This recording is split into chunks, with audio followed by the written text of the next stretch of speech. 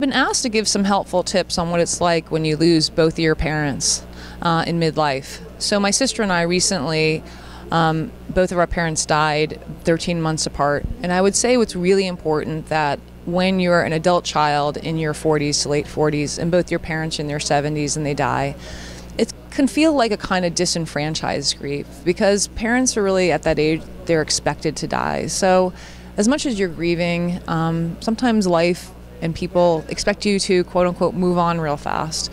So I think it's really important that you have others who understand this journey, what it's like now as an adult to kind of feel like an orphan. I no longer have my parents in my life anymore. My life has taken a huge change. Our whole family system has just changed and how we view life and how we get together and a connection in the world with two of the people I love the most, my parents.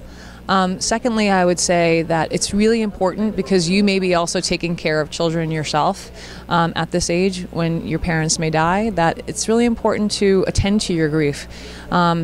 It can get very distracting to take care of your kids and their needs, and of course as parents we always do that first.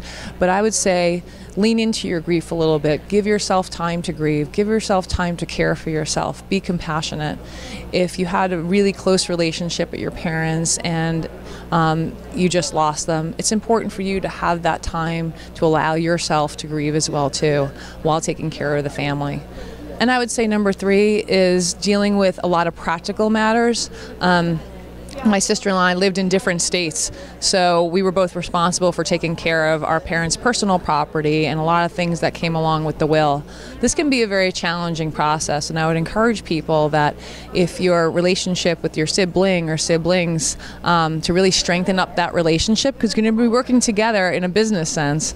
But if it's difficult because there's a lot of emotions that can become involved, sometimes getting a neutral person, there are oftentimes people like social workers or counselors who can help be sort of a neutral arbitrator or a mediator for families to help them through this process, which can be both very time consuming but also very emotional.